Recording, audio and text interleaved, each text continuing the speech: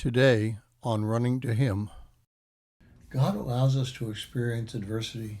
Sometimes it's to correct us. Sometimes it's so our lives will. We will be reading through the book of Psalms for 6 months. Today we read Psalm 7. Psalm 7 verses 1 through 8 says, O Lord my God, I take refuge in you.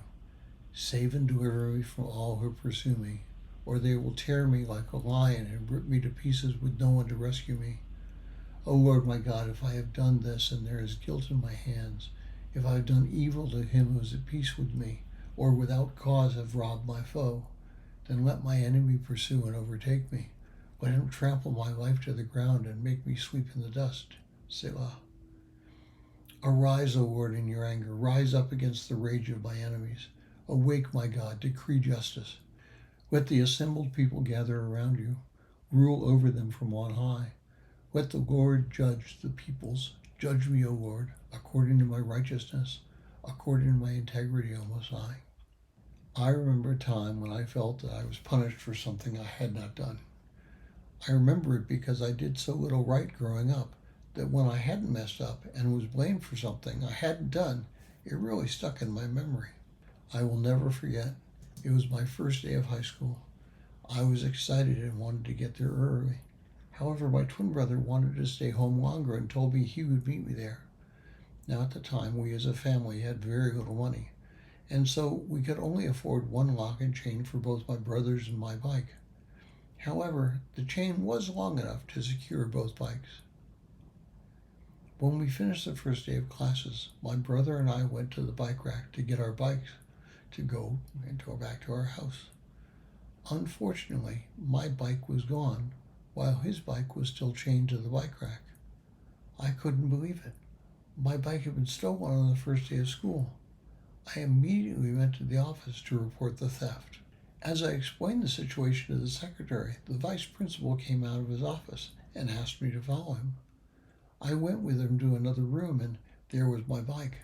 I was ecstatic, and then everything came crashing down. He explained that the bike was found unchained, which was against the rules. I told him that wasn't the case. My twin brother swore to me that he locked both bikes when he came to school. My passionate arguing didn't impress him. I was punished with what they called a Code 3 punishment. A Code 1 punishment would have been handwriting what was in a single-spaced, double-sided typed document. A Code 2 punishment was handwriting a 2-page, single-spaced, double-sided document, and the Code 1 document as well. So you can guess what was in a Code 3 punishment. The Code 3 punishment was a 3-page, single-spaced, double-sided document, plus the Code 1 and 2 documents.